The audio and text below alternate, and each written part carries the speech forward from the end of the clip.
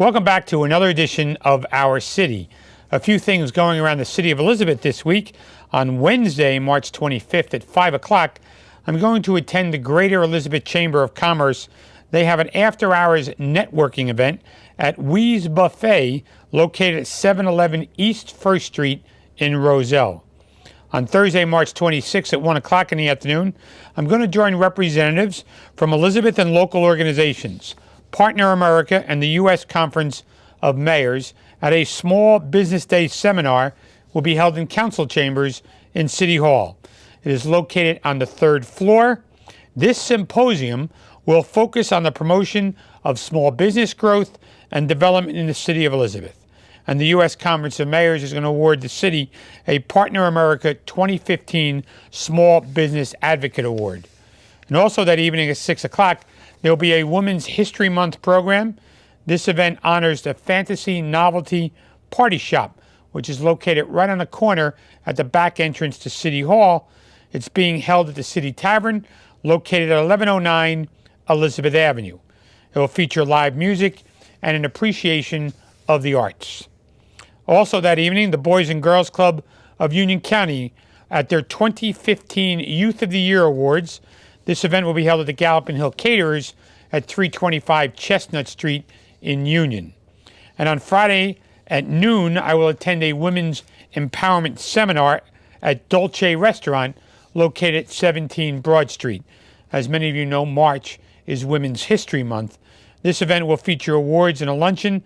And for more information, call Grace at 908-820-4130.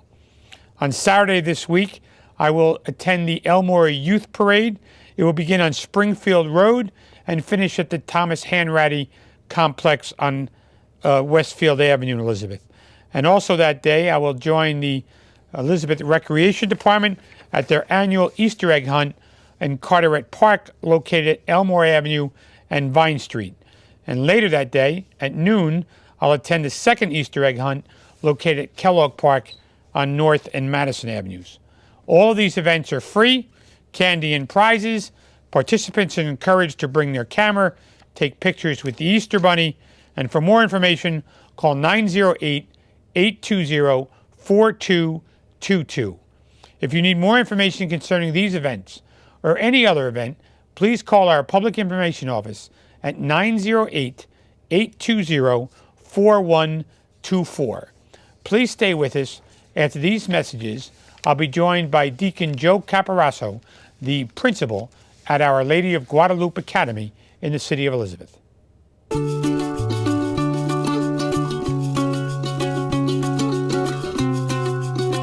We have some of the finest teachers in the country. And then they graduate. Kane University. Welcome back to Our City.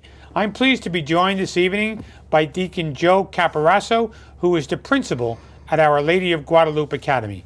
Deacon Joe, welcome to the show. Thank you, Mayor. I'm happy to be here with you. So tell us a little, you have a storied history in the city of Elizabeth in education, so tell us a little about your career, your road to where you are now. Well, my career actually began on this university campus. As I was mentioning to you before, and driving up here this afternoon, I was amazed to see how this campus has grown over the years. The last time I was here was back in 1971 after acquiring my master's degree in education. And to come here is it's like a whole new world. So it's very exciting to see what's happening here in this part of Elizabeth and in Union. Now you're an Elizabeth kid though, right? I'm Elizabeth, born in Peterstown. Parish was St. Anthony's, baptized there. My parents were married there. And all my sacraments have been there. So when you left with a master's degree, what was your career choice?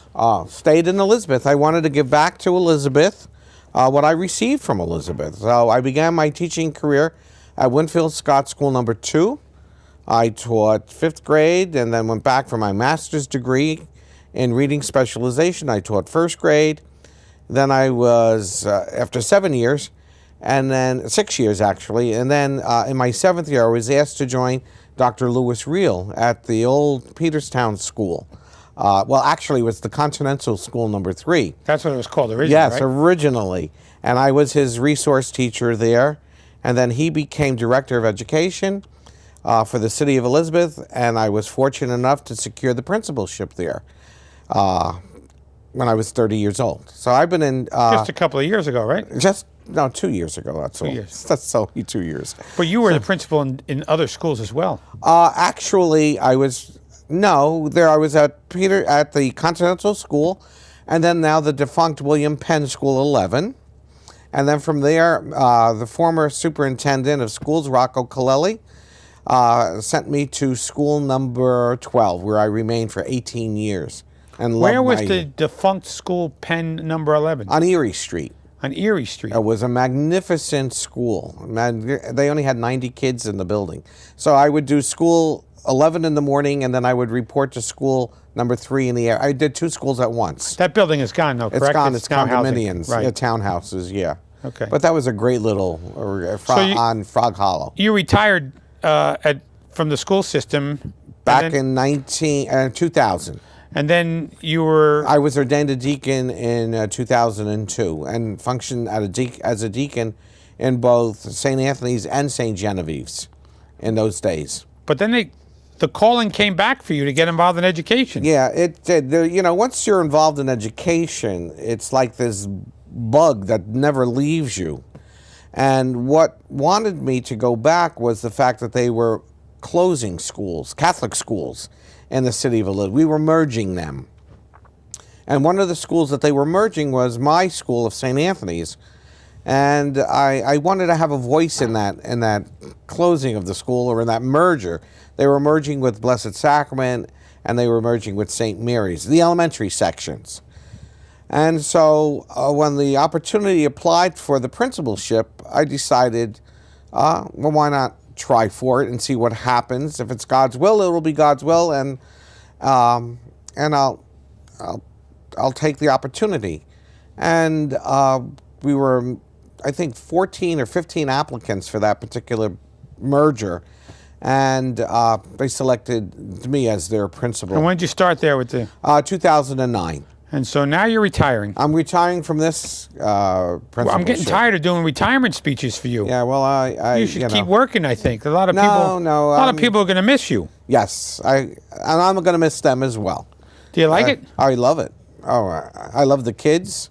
I love the interaction with kids. I love they energize you, and they keep you young. So it's a K through 8 school? K to 8. Pre-K to 8, actually. Pre-K to 8. Yeah.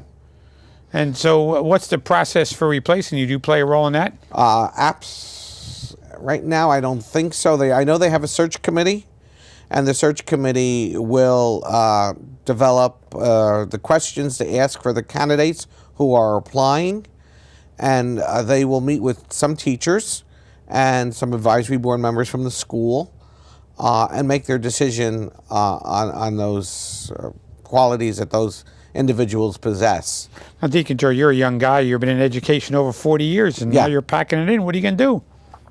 Very simply, anything I want. That's what I want to do.